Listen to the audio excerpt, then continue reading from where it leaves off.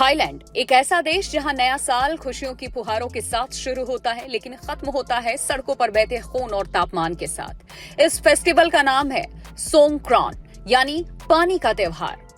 भारत में जैसे होली होती है, थाईलैंड में वही महत्व सोंगक्रॉन का है। थाई नववर्ष के इस मौके पर लोग एक दूसरे पर पानी की बौछारें डाल करके खुशियां मनाते हैं, लेकिन जैसे ही सूरज ढलना शुरू होता है, ये खुशियां हादसों में तब्दील होने लगती हैं। सोंगक्रॉन को दुनिया की सबसे बड़ी वाटर फाइट कहा जाता है, जहां लोग एक दूसरे को पानी से सराबोर कर नई शुरुआत का जश्न मनाते हैं। लेकिन इस साल इस जश्न ने 191 से ज्यादा परिवारों की खुशियां छीन ली। सवाल ये कि आखिर क्यों संक्रांति से निकला ये पावन पर्व थाईलैंड के लिए 7 खतरनाक दिन बन जाता है। पानी के इस फुहारों के बीच एक खौफनाक हकीकत छिपी है। प्रशासन हर साल 11 से 17 अप्रैल के समय को 7 डेंजरस डे यानी कि 7 खतरनाक दिन घोषित करता है। इस साल भी आंकड़े डराने वाले हैं। इसका अंदाजा सिर्फ इसी बात से लगाया जा सकता है कि सिर्फ 10 से 14 अप्रैल के बीच 951 घटनाएं दर्ज की गयी, जिसमें 911 लोग घायल हुए। अकेले 14 अप्रैल को 192 सड़क हादसों में 30 लोगों ने अपनी जान गंवाई। गौर करने वाली बात यह है कि मरने वालों में सबसे ज्यादा युवा यानी कि 20 से 29 वर्ष की आयु के लोग शामिल हैं। पिछले साल 2025 में भी ये आंकड़ा 253 मौतों तक पहुंच गया था। सोंगक्रॉन ये शब्द संस्कृत के संक्रांति से आया है। जिस तरह भारत में मकर संक्रांति या बैसाखी फसलों और सौर्य चक्र के बदलाव का प्रतीक है, ठीक वैसे ही थाईलैंड में सोंगक्रॉन पारंपरिक नववर्ष है। सदियों से यह मान्यता रही है कि पानी डालने से पिछले साल की बुराइयां और दुर्भाग्य धुल जाते हैं। ये दिन है बड़ों के सम्मान का, आशीर्वाद लेने का और आध्यात्मिक शुद्धि का। लेकिन समय के साथ शांति का ये पर्व बदल गया दुनिया की सबसे बड़ी स्ट्रीट वाटर पार्टी में।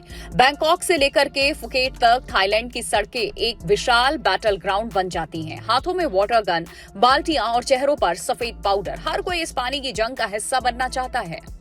अब आप भी सोच रहे होंगे कि फेस्टिवल में लोगों की मौत कैसे हो जाती है, तो पूरी कहानी तसल्ली से जान लीजिए।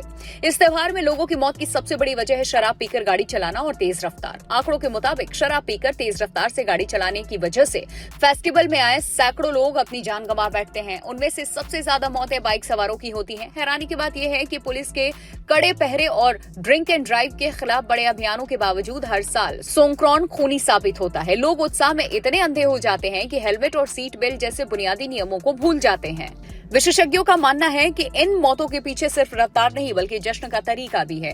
सोंगक्रॉन में एक आम चलन है चलती मोटरसाइकिल पर बाल्टी भर भर कर पानी फेंकना। अचानक चेहरे पर पानी गिरने से चालक की आंखें बंद हो जाती हैं और ये पानी के दबाव से बाइक का बैलेंस बिगड़ जाता है और फिर चंद सेकंड का मजा जिंदगी भर की सजा बन जाता है। इसके अलावा बैंकॉक जैसे शहरों से लाखों लोग अपने गाँव लौटते हैं। सड़कों पर भारी ट्रैफिक और थकान के बीच नशे में गाड़ी चलाना इस त्रासदी को दोगुना कर देता है।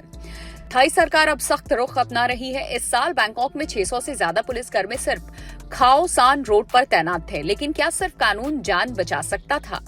जवाब है नहीं। जब तक लोग खुद सुरक्षा को प्राथमिकता नहीं देंगे, सोंगक्रॉन की ये लहरें अपनों को बहा ले जाती रहेंगी। जाहिर है उत्सव परंपराओं के लिए होते हैं, जान गंवाने के लिए नहीं। चाहे भारत की होली हो या थाईलैंड का सोंगक्रॉन, सड़क पर बरती गई थोड़ी सी सावधानी और नियमों का पालन ही इन त्योहारों को सुरक्षित बना सकता है। सोंगक्रॉन की खुशियां तभी सार्थक है जब हर घर लौटने वाला सुरक्षित पहुंचे।